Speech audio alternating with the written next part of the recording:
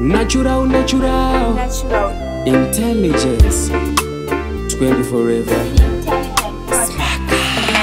Mufoni mangu mapinda ka message anzi watova mumereji, moyo warwadza andina bandage, ndakakumirira patience pace. Dzoka mdiwa dzoka pawakasira paye paye, baby uya ukontinye, ndasuwa mazuva aye uchindiyemera paye paye. Dzoka mdiwa dzoka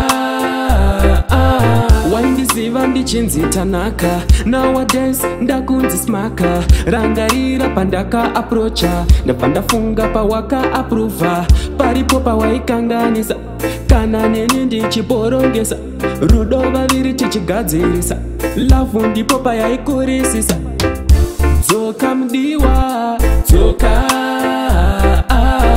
pawakasira paye paye, baby uya ukontinye, ndasuwa mazuva aye uchindiyemera paye paye.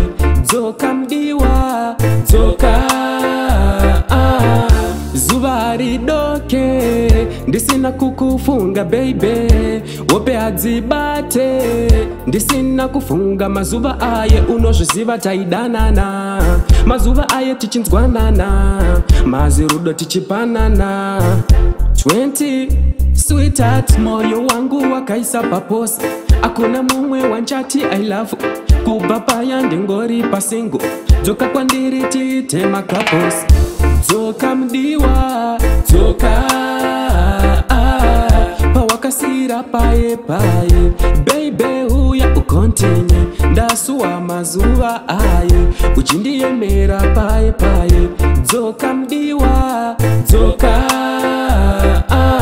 waindiziva ndichinzitanaka, nowadays ndakunzi smaka, rangarira pandaka aprocha, ndabva ndafunga pawaka approva, paripo pawaikanganisa, kana neni ndichiporongesa, rudo vaviri tichigadzirisa, lavhu ndipo payaikurisisa. Dzoka mdiwa dzoka pawakasira paye paye, baby uya ukontinye, ndasuwa mazuva aye uchindiyemera paye paye. Dzoka mdiwa dzoka